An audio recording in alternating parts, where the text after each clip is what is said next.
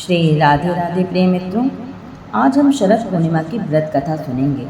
तो चलिए कथा सुनते हैं। पौराणिक कथा के अनुसार प्राचीन काल में एक साहूकार की दो पुत्रियां थीं।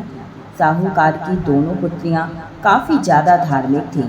वो नियमित रूप से पूजा पाठ करने के साथ साथ प्रत्येक पूर्णिमा का व्रत रखते थे। बड़ी बेटी पूरे विधि विधान के साथ पूर्णिमा के व्रत का पालन करती थी, लेकिन छोटी बेटी का व्रत हर बार बीच में ही टूट जाता था। कुछ समय बाद दोनों बेटी की शादी हो गई।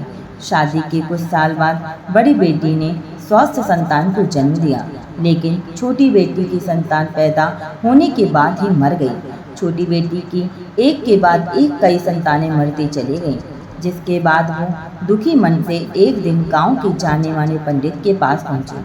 पंडित ने उसे कहा कि तुमने पूर्णिमा का व्रत कभी पूरा नहीं किया, इसी वजह से तुम्हारी संतान जन्म लेते ही मर जाती है। यदि तुम पूर्णिमा का व्रत पूरे विधि पूर्वक करती हो तो तुम्हारी संतान को कुछ नहीं होगा।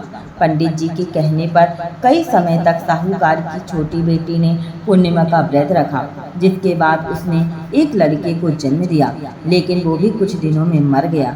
बेटे को व्रत देखकर उसकी माँ शोक में डूब गई और अपने बच्चे को गोद में लेकर रोने लगी।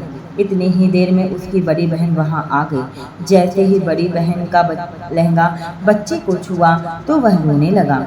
ये देख बड़ी बहन हैरान हो गई और उसने अपनी बहन से कहा, ये मरा नहीं है, जिंदा है।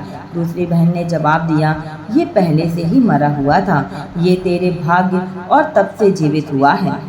इसके बाद बड़ी बहन ने छोटी बहन को पूर्णिमा व्रत की महिमा बताई और कहा, शरद पूर्णिमा का व्रत करने से कुंडली में चंद्र ग्रह की स्थिति मजबूत होती है, जिससे हर कार्य में सफलता मिलती है, खासकर सेहत अच्छी रहती है।